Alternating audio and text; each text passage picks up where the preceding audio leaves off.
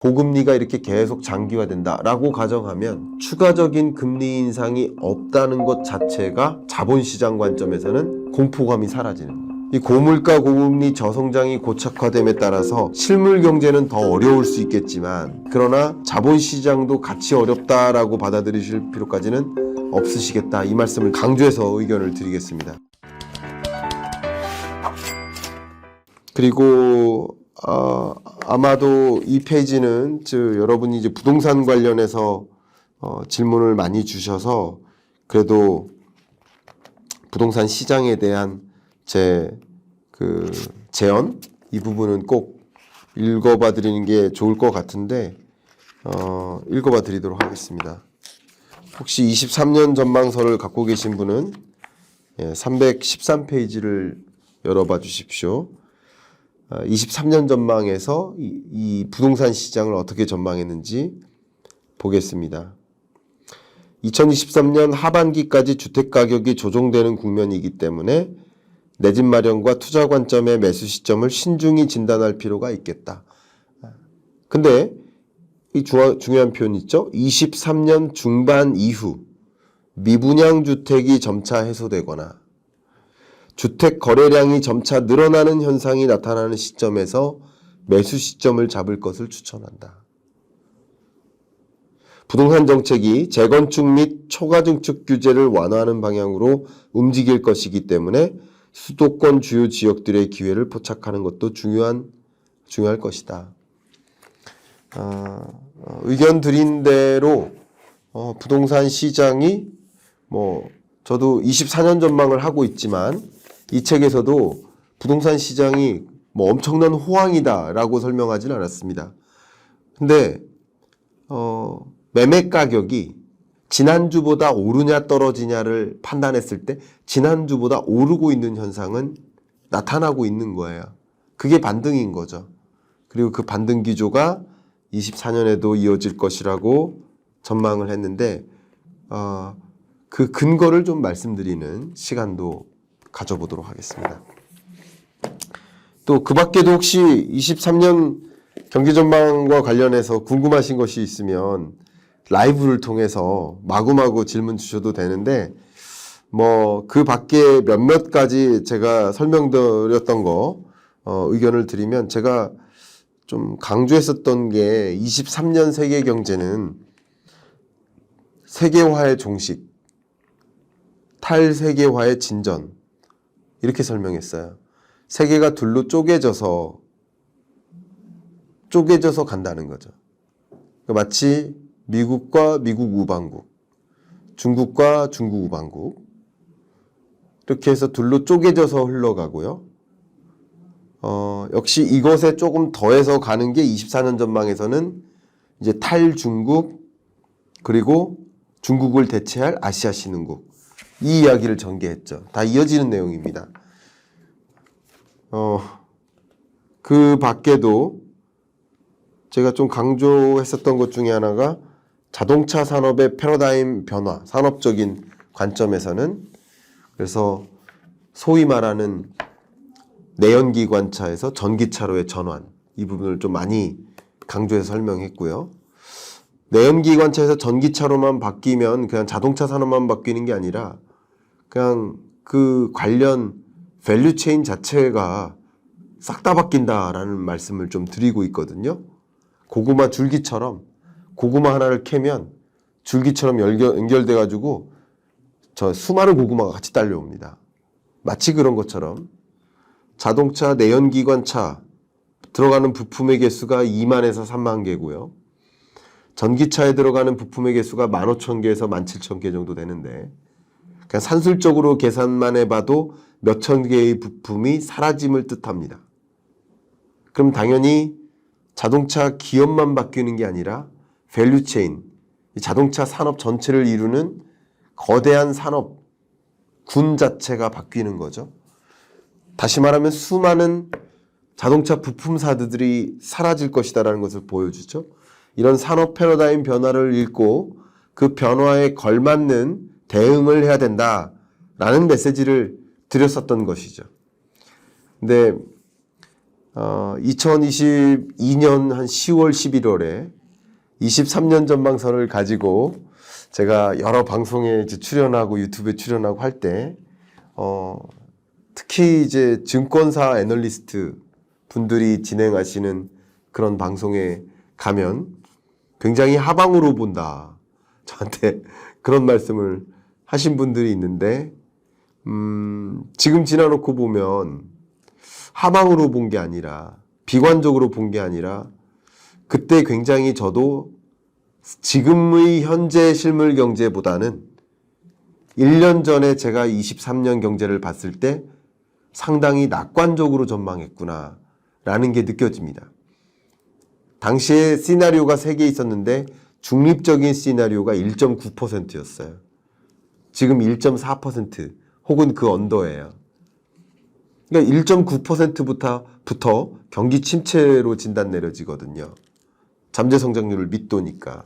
그 경기 침체라고 얘기한 것이고, 근데 경기 침체라고 표현했는데 아마 그 단어를 받아드신 그 진행자분께서 경기 침체와 경제 위기를 구분하지 못하시고 그렇게 표현했었던 게 아닌가 하는 생각이 지금 와서 좀 드는 제 23년 회고가 아니라 23년 경제전망서 회고 해봐드렸습니다.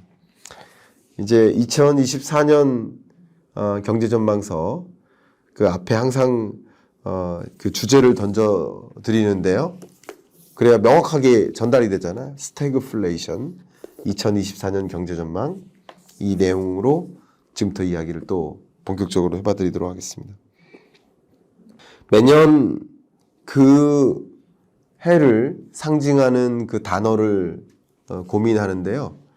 제가 지난 주말에 홍천에 갔다가 사진을 하나 찍었어요. 여러분 보이실지 모르겠습니다. 제가 이 사진은 우리 PD님 전달해 드리겠습니다. 여기 홍천에 가면 이런 나무에 이렇게 V자 상처가 이렇게 있더라고요. 여기 한번 읽어봐 드리겠습니다. 역사의 상처를 안고 자라는 소나무. 일제강점기 말 자원이 부족한 일본은 송탄류를 연료로 사용하기 위해 한국인을 강제로 동원하여 송진을 채취한 V 모양의 깊게 파인 상처는 지금까지 아물지 않은 수탈의 흔적. 이렇게 쓰여져 있습니다. 제가 이 책을 내고서 이 소나무의 모습을 보니 더 좀 강하게 좀 느껴지는 그런 상황인데요. 그러니까 코로나19라는 상처가 있었고 또 러시아 우크라이나 전쟁이라는 상처가 있었는데 그 상처는 정말 상당 기간 지나가면서 머릿속에서 지워지지 않습니까? 머릿속에서 이제 코로나19를 생각하진 않는 경향이 있죠. 러우 전쟁도 마찬가지죠. 근데 그 상처의 흔적이 남아있다는 거죠. 흉터처럼. 그게 스태그플레이션이라는 거죠. 코로나19의 충격은 지나가고 또 러우 전쟁의 충격은 역시 초인플레이션을 몰고 왔는데 이 두 가지가 결합해서 마치 끝판왕같이 초인플레이션을 가져왔는데 그 초인플레이션에 대응하기 위해서 그러니까 초긴축을 단행했던 거고 그러니까 초인플레이션과 초긴축이 시장에 영향을 줬었던 거죠. 그게 지금 우리가 살아가고 있는 이 경제인데요. 심지어 우리가 2023년 한 해 겪었었던 여러 상처들, 또 많은 상처들이 있었죠. 그 잔재들이죠, 다. 예를 들어서 미국의 실리콘밸리 뱅크 사태, 크레딧 스위스 사태, 중국의 비구이위안 헝다 사태, 우리나라에도 역시 부동산 PF 금융부실 상황 이런 것들이 지금 완전히 해결된 게 하나도 없어요. 해결된 게 하나도 없이 그냥 반창고만 붙여놨다? 이렇게 해석할까요? 지금 그런 국면이에요. 그러니까 더 걱정이 되는 거죠. 언제라도 터질 때가 되면 터질 수 있는 그런 24년, 좀 굉장히 가슴 졸이는 그런 시점. 물론 저는 그게 경제 위기라고 생각하진 않습니다. 경제 위기가 올 거라고까지는 받아들이지 않아요. 그리고 경제 위기가 그렇게 매년 찾아오는 게 아닙니다. 제가 얼마 전에도 9월 초에 9월 위기설 오지 않는다. 9월 위기설 안 온다. 말씀드렸었던 게 기억이 나고요. 새마을금고 사태 터졌을 때 새마을금고 사태가 그 부실 상황은 제가 이미부터 진단하고 있었지만 그것 때문에 굳이 돈을 출금할 필요는 없으시다. 돈을 출금할 만한 그런 새마을금고의 사태는 아니다. 라고 말씀을 드렸었던 기억이 너무 많이 나요. 그때 좀 많은 분들이 좀 안 좋아하셨어요. 마치 새마을금고 터지길 바라는 듯한 댓글들이 너무 많았었어요.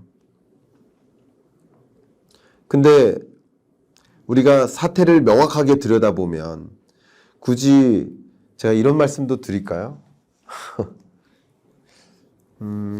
새마을금고의 경쟁사들이 있어요. 제가 어디라고 말씀드리지 않겠습니다만. 그럼 그 경쟁사들이 있는데 새마을금고가 오히려 그 뱅크런 때문에 돈을 많이 번 거 아세요? 일시적인 뱅크런이 있었거든요. 근데 뱅크런이 있을 때 그 약정 이자를 지급하지 않아도 돼요. 그럼 예를 들어서 1년 만기까지 갖고 있었을 때 그 이자를 제공해야 됐는데 이자를 제공하지 않아도 되는 상황이 됐기 때문에 오히려 상당히 많은 그 영업이익이 발생했고, 그리고 그렇기 때문에 또 공격적으로 높은 이자율을 제공하면서 또 가입할 수 있도록 적금 상품이라든가 상품에 가입할 수 있도록 또 유인할 수 있는 계기가 되기도 했어요. 근데 그건 새마을금고 입장이고요. 여러분 입장에서는 그만큼 뱅크런 때문에 피해를 본 거잖아요. 끝까지 갖고 있었으면 당연히 돈을 지킬 수 있기 때문에 제가 새마을금고 사태가 이게 부실 사태인 것이지 이렇게 쓰러지는, 돈을 여러분이 못 돌려받는 그런 상황 아니고, 여러분이 뱅크런을 단행함에 따라서 그것으로 인해 쓰러지면 쓰러졌지, 지금 뱅크런을 발생시킬 만한 그런 여건은 아니라고 말씀드렸었던 게 또 기억이 나네요. 자꾸 회고를 하게 되네요. 그래서 2024년 경제를 좀 적극적으로 말씀드리겠습니다. 그런 여러 가지 일련의 사태들의 흔적들이 2024년까지도 남아 있습니다. 네. 새마을금고는 그래서 오히려 돈을 많이 벌었고요. 그리고 경쟁사들은 반대로 돈을 못 벌었죠. 왜냐하면 또 이렇게 공격적으로 높은 이자율을 제시하면서 가입을 또 추천하고 하니까 또 많은 금융고객들이 또 발생했거든요. 그런 것 같습니다. 결론 굉장히 아이러니하죠. 저는 그 현업에 있는 그 의사결정자한테 직접 들은 이야기니까 있는 그대로 말씀드리겠습니다. 그러니까 이런 것들이 지금 경제가 어떤 경제인지를 제대로 진단해 볼 필요가 있다라는 것을 제시해 줘요. 제가 그래서 이번에 책을 쓰면서 그 첫 프롤로그 부분에 제일 먼저 제시해 드렸던 그 그림이 계속 생각이 납니다. 제가 너무 좋아하는 그림이고 제가 채널을 통해서 여러 번 보여드렸던 그림인데, 이 그림이죠. 그림 보실지 모르겠습니다. 4명의 맹인이 있는데 4명의 맹인이 한 명의 맹인에 의해 길을 안내받고 있는 모습이에요. 근데 그 길을 안내하는 분도 맹인인 거죠. 내가 눈을 감고 있다 보면 내가 어디에 와 있는지도 모르고 어떻게 해야 될지도 모르고 어디로 가야 할지도 모르는 거예요. 나를 안내하는 사람이 제대로 안내하는지도 모르는 거예요. 내가 눈을 감고 있다 보면 내가 눈을 떠야 됩니다. 제가 오늘도 오전에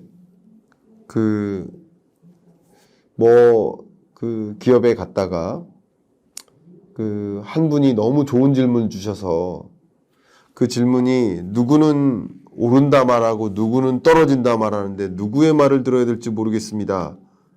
라고 하시길래 제가 길게 답변을 드렸습니다만 한마디로 누구의 말을 듣지 마십시오. 제 얘기도 듣지 마세요. 스스로 판단하세요. 내가 눈을 떠야 된다는 거예요. 내가 눈을 떠야 내가 누구의 말이 맞는지도 판단할 수 있다는 거예요. 그런 의견을 저도 들은 바가 있는데 그래서 경제를 먼저 들여다보시고 옳게 판단하셨으면 좋겠다. 이 말씀을 꼭 드리고 싶습니다. 제가 항상 강조하고 있는 문구가 있죠. 경제를 모르고 투자하는 것은 눈을 감고 운전하는 것과 같다.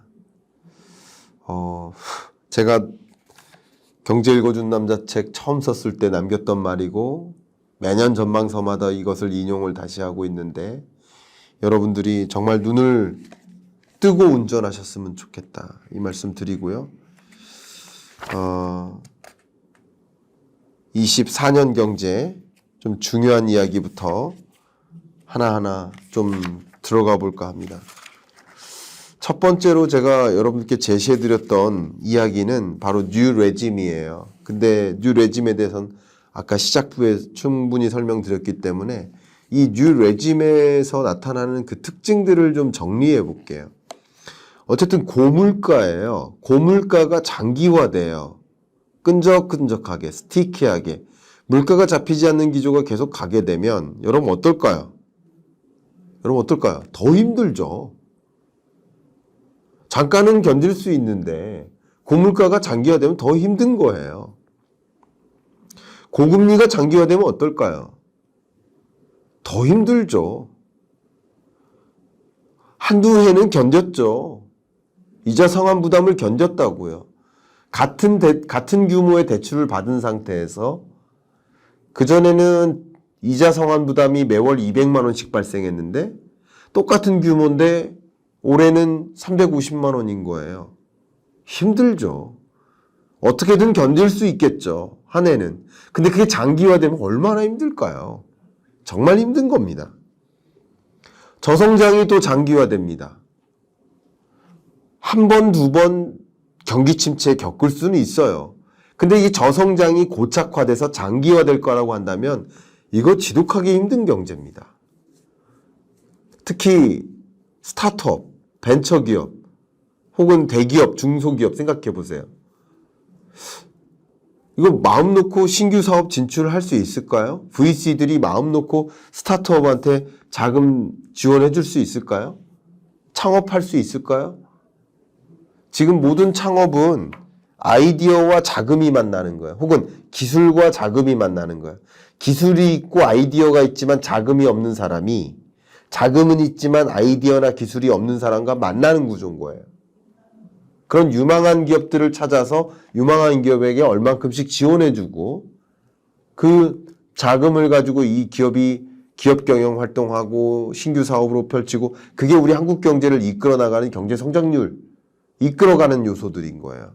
근데 그런 것들이 내년도 어렵대, 계속 어렵대, 장기 침체래, 잃어버린 20년 온대, 일본처럼 간대 이런 식으로 받아들이다가는 그냥 역동성을 잃어버린 거죠.